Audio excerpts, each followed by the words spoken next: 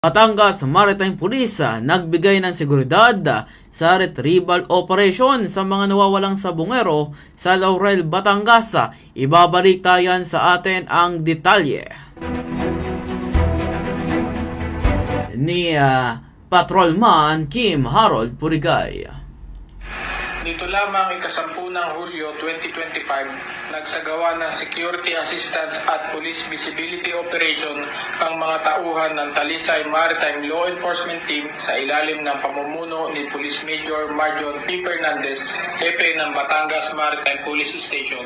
Katuwang ang Talisay Municipal Police Station at Philippine Coast Guard Talisay sa pagdating ni na Assistant Secretary Eliseo D.C. Cruz, Assistant Secretary Jose Dominic Labano Deport at iba pang mga piskal ng Department of Justice sa Talisay Court, Barangay Poblasyon, Talisay, Batangas. Dagdag pa rito, nagpadala ang estasyong ito ng isa pang team upang tumulong at umalalay sa mga kaakibat na ahensya sa nagpapatuloy na search and retrieval operation sa lawa ng Taal, Batangas, kaugnay sa kaso ng mga nawawalang sabungero.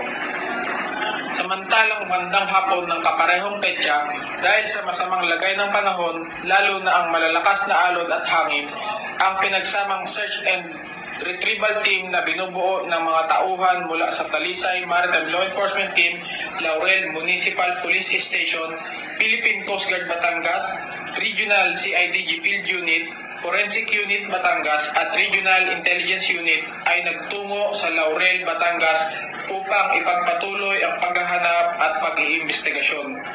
Habang nililibot ang baybayin upang maghanap ng posibleng ebidensya o labi, nakakita si Patrolman Christian de la Peña ng CIDG ng isang tila buto pantao himigit kumulang 10 metro mula sa baybayin ng Barangay Poblasyon 4, Laurel, Batangas.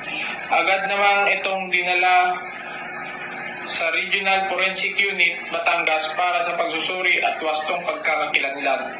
Mula dito sa Batangas, ako si Patrolman Kim Harold Purigay para sa Serving the Community, Protecting the Sea.